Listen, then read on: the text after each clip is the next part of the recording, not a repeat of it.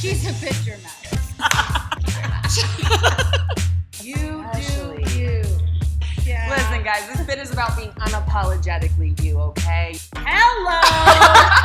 Get heart-centered. Everybody has a story. Like, it's a choice.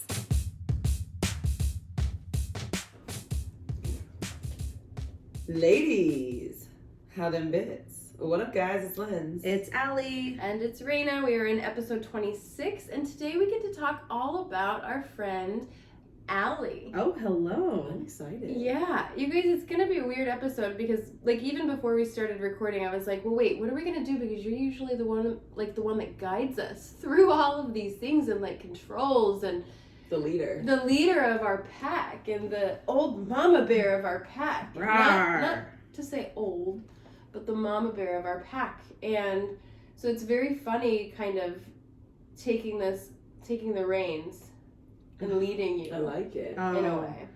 Well, I promise to be a good student. Yeah. So, Tell us about you.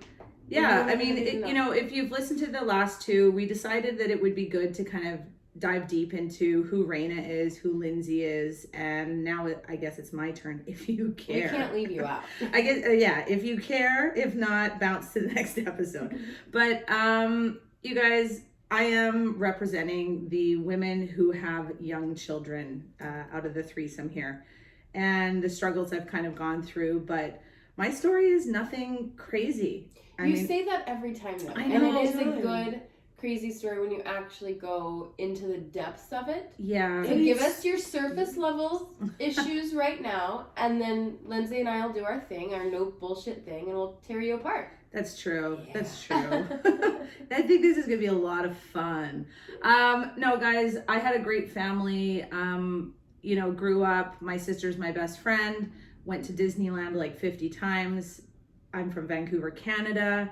Canadian in the house. I have amazing girlfriends. I became a high school theater teacher. I've been at the same school for 13 years. It's just a passion of mine. I absolutely love to teach those kids. Back in the day, I also was a personal trainer and I taught, you know, multiple different aerobics classes, spin, yoga, kickboxing was my big class. I used to teach to sell out classes, and that was just kind of my lifestyle. I was a very go girl. I had a long-term boyfriend of about 10 years, which I kind of thought everything was going to happen with. That didn't pan out, which, you know, in hindsight and after multiple hours of counseling, I realized that just wasn't the right partner for me. And that's okay. Moving on. I then found my current husband. We had kids, we got married, period. But that's not really what happened. When did it first start to, like, when did you first start to develop, you know, kind of the identity stuff? Yeah, I mean, I'm suffering currently a lot from identity crisis mode, where before kids, I was an athlete. I've done an ultra marathon, 21 marathons. I did half Ironman. I was a competitive snowboarder, kiteboarder, downhill skier, mountain biker. Like a badass. Yeah, like, Yeah, well, like, you I'm like, name wow. it. Yeah, you name it. I wanted to freaking throw myself off the mountain. If it can get my heartbeat going, Yeah. I'm in. So being a mom works too. Oh yeah, so being a mom, oh yeah, that was the identity. So I really did identify with those high intensity sports, the freedom. I would pick up on a Friday, drive down to the Oregon coast, surf for 48 hours, drive home. I had a great group of friends where we would get together multiple times, have great cocktails, we'd be out and about, and you know, that completely changed. And to me, the shift happened weeks after I had my first baby, because I was ready to have this child and to look at it and to be like, oh my God, everything that I went through, saying no to, you know, a partner of 10 years because I wanted a family, and here she is. And I honestly can tell you, I liked her. And I know that might rattle some mamas, but I didn't fall in love right away. But I want to say that I love think your that's- honesty. I do love your honesty, but I think that's more common than you know. Because I remember even, you know, having birth and being like, look at this thing like covered in like my vagina juice. You know what I mean? It wasn't like this instant love immediately either. It wasn't at all, but that's the thing, is that they really, like, you know, I heard, and you go through these classes and, you know, you have your bridal shower and you say things like, guys, my life isn't going to change. Like, I'll be camping with the baby and the baby will come with me and I'm still going to drink the cocktails. And my friends had babies close, you know, we all had them within months. And all of a sudden I found myself alone, suffering from postpartum depression. I found food and alcohol as my crutch.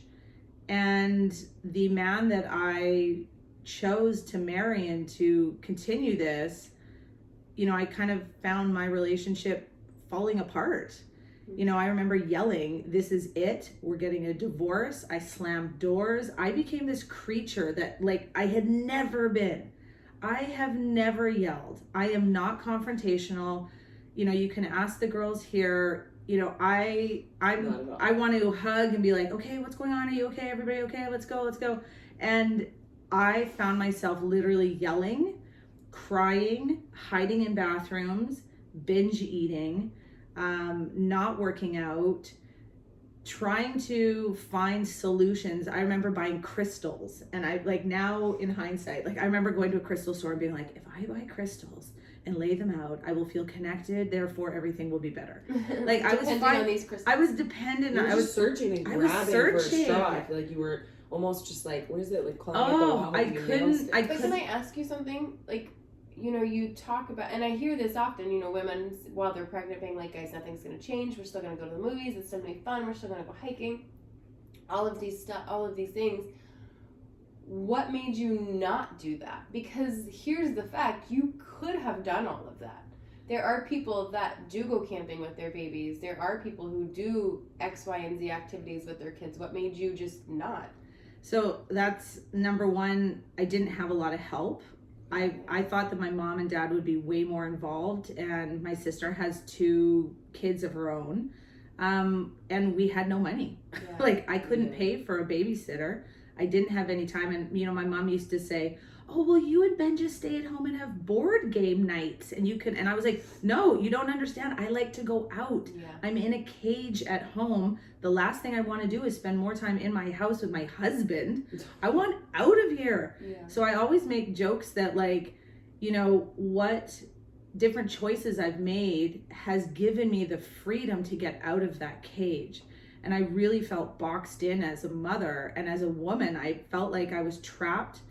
I would go for walks. I would, you know, oh my God, I remember taking Sasha, my oldest now, to a mother-daughter sing-along group, because that's what people said you should do. You know, take your kid and all these moms. Oh my God.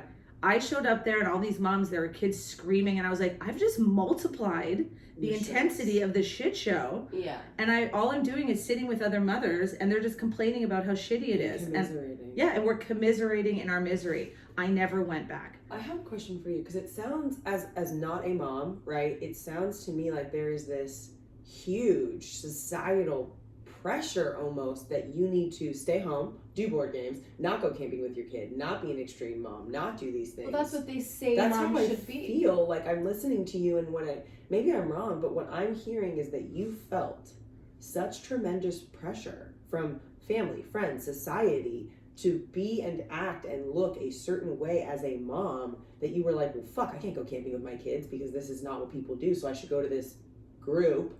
And then I go to this group where, don't get me wrong, like, you guys are trying your best, but you all sit around and talk shit about how miserable as a mom you are, which also doesn't really breed any happiness or contentment, and then you resent your fucking kids. Because right? Here's the thing, I think more women struggle with this than the people that are willing to talk about it. Yeah. Oh my gosh, yes. Like, I'm so and you know, oh, thank you. But here's the thing is, we did try to do those things. And if you're a mama and you have, like, Raina, you'll remember back, I tried to go camping with my kids.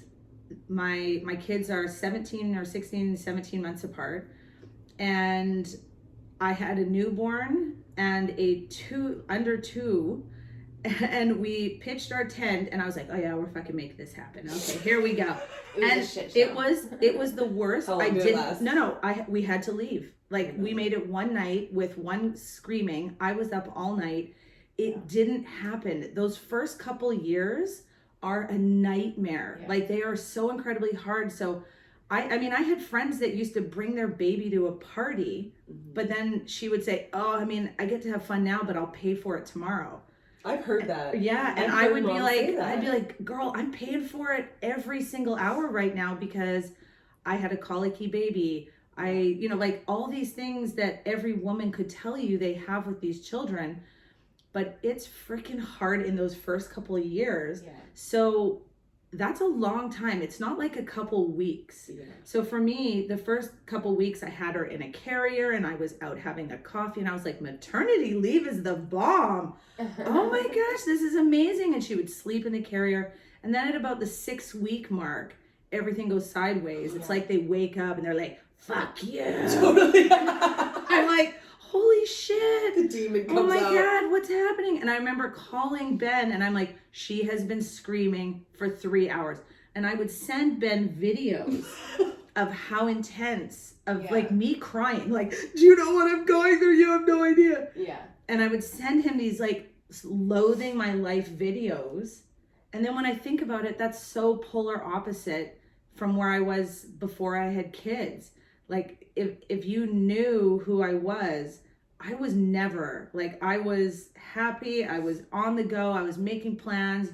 I was the one that would call you up and be like, we're doing a 3-day hike trip, pack your bag, I'm coming to get you. Like, let's fucking play. Yeah. And that completely changed for me. And so for me, I had such an identity shift of figuring out how does this work? And, you know, in all honesty, and it makes me want to cry. Like I remember saying to Ben a couple times, I think we made a mistake.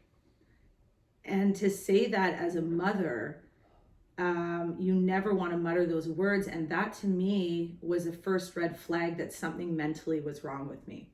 So for me to actually say something's wrong, that put the wheels in motion for me to start looking at my diet, to start moving my body, to ask for help. Yeah, well, to ask for help. So I was sitting there and I'd be like, no, I don't need to call my mom because I knew it would be hard for her or my sister or people to rally. I didn't want to put out anybody. And then I had to start making those calls. I had to, you know, reach out to my other girlfriends who, some of them had moved farther away. And I'd be like, okay, I'm driving to you. And 45 minutes I would drive with my kids in the car so that I could have that interaction time with, you know, some of my best friends. And those are the things that started to fill my cup. But then I needed to take a really close look at my mental health because that over months was slowly being worn down. And the things that paid for it were my body, my health, and my marriage. Mm-hmm. So even now I have a 2 and a 2 3/4, 4-year-old, 16 and 7 months apart. Now my husband and I are going, okay, we need to start seeing someone because we're slowly coming out of the trench of the last 4 years. 4 years. I was going to ask if you talked to anybody. Oh, yeah. And a therapist. Yeah. So it sounds like you, not even necessarily by choice, but just all I heard was that you just felt so fucking alone. And you have these children and you have this mindset, right? That like you're going to have these little people and they're your little people and they're your people. But then you have them and they're like, who are you? Who do you become, right? I've watched my mom struggle too. And I just heard you go from this vivacious, I know who the fuck Allie Calder is, to now I'm a mom and I feel like I'm supposed to fill all these shoes and check all these boxes and I don't know how the fuck to do any of this. But here's the thing, it's supposed to change. Yeah. Like, that's what we don't realize. We are bringing an entire new human body, being, soul into the world. It's going to change, and you are glued to that child for the rest of your life. And like, your life is going to change. But then also glued to the story of how so many women are like, but I gotta get back to this. Well, I want to get back to camping. I want to get back to, how about, has it maybe like, tell me more about like, so what is it like now? Well, Raina, you're spot on. Like, and that's also where the guilt, like severe guilt set in for me, is I kind of felt like, well, this is supposed to, like, I chose this. that I need to adapt. It's going to change. But man, I fought the change. And I have girlfriends who would kill to have a second baby, who are going through IVF, who I would carry another baby for, some of my girlfriends because I want this for them.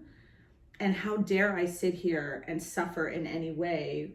It just like So those things. Guilty. Oh my gosh, every emotion flooded through me all the time, and I would get in my car and cry. I would go drive somewhere, have a little bit of social interaction and then get in my car and cry.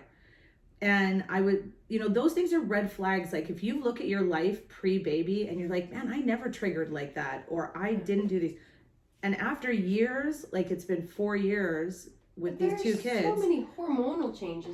Then you're against science right now too, where I hate to bring the science in, but there are hormonal changes that happen the moment you get pregnant to the moment that you deliver that baby, and then still, right? Look it up, guys. Like there's you're fighting against science almost in a place where if you guys are listening and you have postpartum, please reach out. If you have any of these things, you're not alone. We want you to hear that. We want you to know that Allie felt so alone, but part of it, I'm going to say it, was because you chose to be that way. And then you finally admitted that you finally made those phone calls. No matter how hard it was, you did it. You made those calls and said, I need some fucking help. And it's crazy because I look back and I'm like, why did I not get help sooner? Like, because honestly, moms like, are shamed. Mom, I mean, now that I really do, I'm still digesting it all because, if you've been listening, I'm still battling with things. I still have binge eating tendencies. I'm still working on my marriage. I'm still doing, in all honesty, none of these things are perfect. And I want you to know that, like, it doesn't have to be perfect. So all I wanted to do was just make a change because I was so sick and tired of feeling poo-poo. Like, I was over it, and I wasn't doing service to these beautiful girls. And as much as I've told you about my postpartum, guys, what does set in is that natural instinct of a love that none of us can explain. Mm-hmm. Any mother would literally, mama bear another person that you come at my kids, I'm going crazy. We'll murder someone. And we will cut. Like, it's crazy. Mm-hmm. And then kids do that. Yeah, and the love, and it's one thing where they just look at you and you're going, oh my God, I'll forget the 4 years, it's fine. But it's in those, it's fine, everything's fine. Yeah. I love you so much. But it's in those still quiet, dark moments that you have to be honest and transparent with yourself, because I want to be that woman for my kids now. I feel like now I'm just coming out the other side, that I have the time and space to say, okay, Allie, time to pull your fucking shit together. Yeah. Time to carve out space for you and do not feel guilty. It's time for you to be disciplined enough to wake up early and get your workout in. It's time for you to put that cookie down. Stop pouring the wine all the time. Like, those sort of things, I'm like, okay. And then I'm just trying to recultivate love with my husband again. So those things I really am working on, because Lindsay said it multiple times, a wise woman for no kids. She's keeps saying to me, she's like, Allie, those girls watch you. Everything. Like when you're pouring, as you were saying those things, and you're like, you're pouring wine and you're doing this and you're doing that. They're watching it all. Like, your kids are no longer a baby. Yeah, they are for it. They're fucking watching. I'm 35 and I watch my mom still. They're seeing when when mom acts crazy, she pours that glass of juice.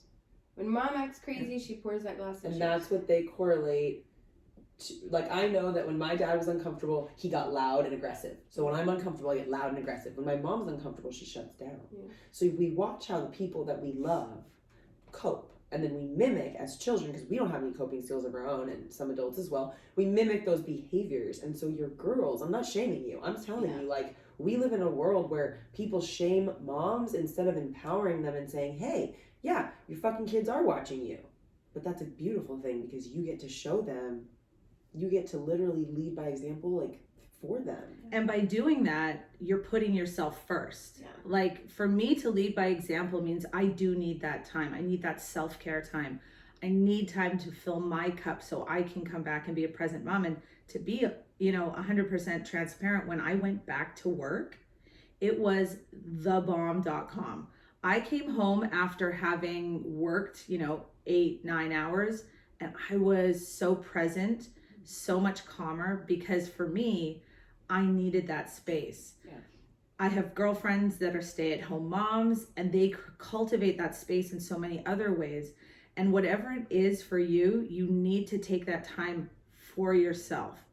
I think it's crazy time to be with my kids 24/7. Like it messes up my mental state. And it's crazy because the thing that goes right at the beginning is our identity. Yeah.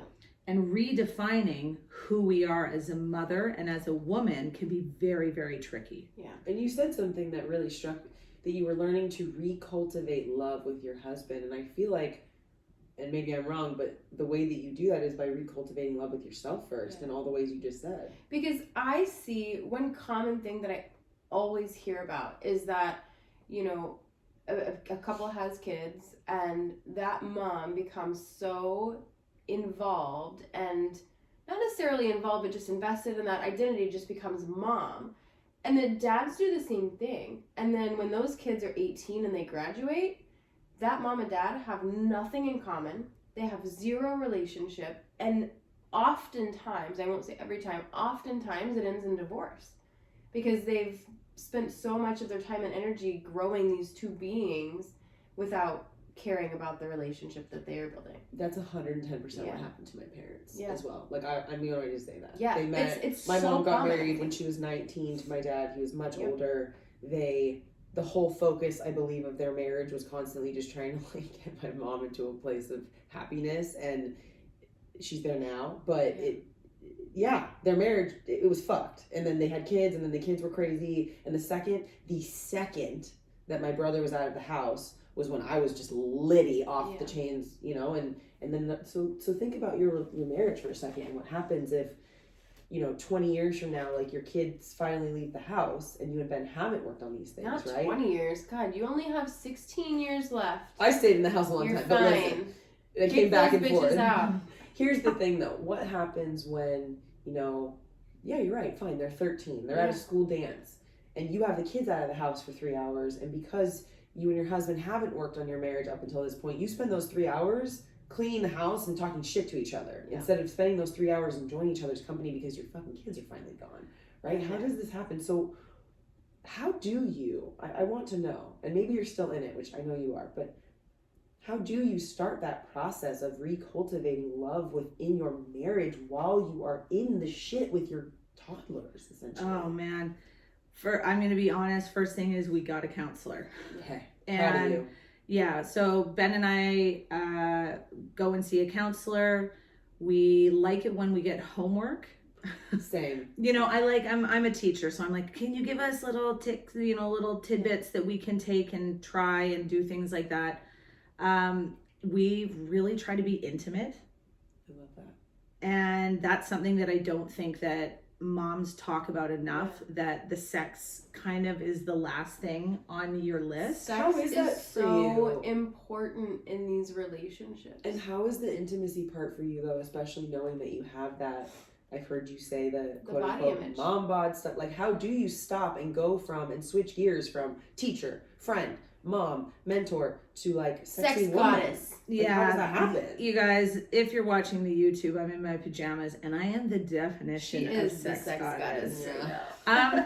In all honesty, no, I'm not feeling like the sex goddess. I'm not rolling into the bedroom with my husband when the kids are asleep and being like, it's on, baby. I'm like, we got to get this, we got to get this going. Yeah. But to be honest, right now, I'm thrilled if we have sex and we carve out that time. And that's something that, But what would happen if you did that? If you came in and you got on the bed and you looked at him and you giggled, because girl, you are funny as fuck. And I know that he loves you. Part of the reason he loves you is because of your humor, and he would die. not just laugh, but also probably be so turned on and so ready for it if you just jumped in bed and you said, it is on. Like, I think sometimes we just like lay in bed and we're just waiting. Like, are they gonna maybe touch us? Like, I don't want to initiate. Right. Do I initiate or is he too tired? You know, Just we're go thinking get it, all girl. of these things and then, you know, everybody's in bed and everybody's sleeping. The next thing you know it. You know what I mean? And Tomorrow. that We'll can just do go, tomorrow. Yeah. And that can go on and on and on, especially when your hormones are crazy because you had a baby 2 years ago. Like, what if you just did it? You know what? I want to say that the typical answer would be like, you know what? Yeah, I'm going to do that tomorrow, right? How many times do we say that? Yeah. But honestly, I'm like, ew. I'm like, the last thing I want to do sometimes is A, have sex, but B, be sexy. Yeah. Oh my God. Which I'm going to own. I do need to work on that, but that again comes back to me. Yeah. That I still am working on what I still refer to. Lindsay calls me out on it all the time. Is I'm still in this mom bod. Yeah. Which you're hot. Feeling. What's wrong with you? Thank you. What is not the mom bod? This is what kills me about society and the dad bod and the mom bod. And like, yeah, I get it, but what is a mom bod? Like, I think it's so beautiful to look at a woman that's had a baby and her hips are big. But because you're she not carried that a woman. child. You're not that woman who her Carried hips the are now baby. who carried 2 babies. Who their True. hips are different, their boobs are different, they've put on weight. I was not that woman. I know you're gonna come at me. Yeah, because I have also a question. I and know. You're gonna get both sides. I of know it. they're both are coming at me. I know. I'm just looking at you as you're explaining It's in this, the and you're thing. explaining every fucking woman that's had kids. And can I just say like the other side of it too? Every woman. Why have a fucking kid then? And I know it goes so deeper, but I have to be the person that says it. I am so sick and tired of the self-deprecating mom story that you choose but to it's have a not kid about- and then you're like, oh my body. No, but that's natural. That's natural because every woman, not every woman, but most women want to have children and have something to carry on their legacy or their life I get or to that. love and things like that. But then it they is let their whole meant- identity go. But they don't let it go. The hormones going on inside your body force The you science. to do that. Like it's not as easy as people think it is. But here's the thing. I don't think it's easy. I think it's a choice. No, it is. It's 100. Yeah, I don't think it's easy at all. I mad respect to you, Because moms. That is not easy. It's been 13 years, so there's in no way saying that I'm comparing myself to you because I've had 13 years to like get myself where I want to be, and I went through like I had babies and dealt with eating disorders because of the body image thing. Right? Because I was like, I now have this sagging stomach and no boobs, so I got breast implants and, you know, and developed eating disorders to feel better about myself. So I get it. I really do. And I remember meeting you for the first time and you talking about your kids, and I think I said, this too shall pass, right? It's gonna get better. And already now, just in the last 2 years of knowing you, like, things have gotten easier and your mental game has changed. Oh man, like, you know, and that's such a great point. This too shall pass. And so I literally clung on to that many, many dark nights where I was, you know, bouncing and walking and walking and bouncing and many days of strolling, you know, on my maternity leave, wondering where all my friends were. Like, well, this is Struggling too. struggling. Yeah. And, you know, every time I poured that wine or, you know, ate one more bowl of pasta, I was like, yeah, this will pass too. And it's a great thing, but it's also has no action. Yeah. And I am now in that phase where I think I needed to go through that 4 years and let it flow over me, because there's no way in some of those very, very hard, dark moments that I could have rallied and been like, you know what, today I am going to do my workout. Like, I was like, I can't literally I can't handle anything else. But it does pass, it does flow. And then here's where women get trapped, is that you don't do anything. Yeah. Is that now you do have this beautiful love. You are now in love with your kids, all that hard work, and now you don't take care of yourself. Mm-hmm. Now the kids go to school. You have free time. You could have a date time with your husband or your partner. You could dive into some self-care time for yourself, but it has become almost not habitual. Like, you just are like, well, I'll just keep running. and you don't take care of yourself. And that's the phase that I'm in now, is where I do have that slight moment where I can breathe, and I have the choice now to say, what do I want to do with that breath? Yeah. So what, just to wrap it up and kind of close it, what advice or closing thought, what is your final thought, would you give to just a mom out there that's struggling, who's maybe in the same boat that you are or were? Or someone that wants to be a mom Yeah. and is scared and is fucking scared, man. Well, first of all, I'm going to tell you that there's no love like you. Like, I can't even explain it. Yeah. Like, I want to kiss the skin off their bodies. Like, I love them so deep, and oh, it's beautiful. But it's funny because even just listening to the way that this conversation is, this was about me. And now the whole conversation has been about me and motherhood. And that is what the shift is that you do have to say goodbye to that old life, because the shift now currently is all consuming. However, I'm going to tell you, get help. If anything that I have said, you go, wow, I do have these tendencies. Wow, I'm yelling more. Oh, I feel, girl, that's the hormones. You are unstable. You're feeling it. If you are in your feels, go get help. Number one. Number two, be open to the newness that is a child. Like, it is a freaking roller coaster. It is hardcore. I get it. And we are sending you so much love. I'm always here to chat. Lindsay, Raina, we love you guys.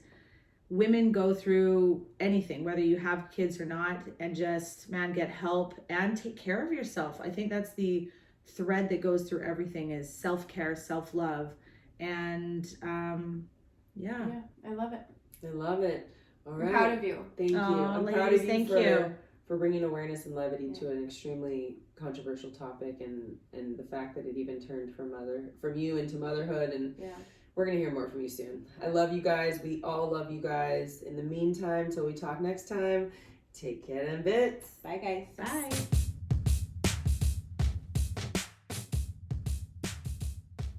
Hey, Lady Bits, thanks again for tuning in and listening to our podcast. The way this community really grows and supports one another is simply by word of mouth. We would really appreciate it if you could head over and rate and review our podcast on iTunes, then go check out our social media platforms like Instagram, Facebook, Twitter, and YouTube, and go like, share, comment, and subscribe to all of it. This community is really to support women, educate women, and also just to help you find your voice. So until next time, take care of the bits you've got.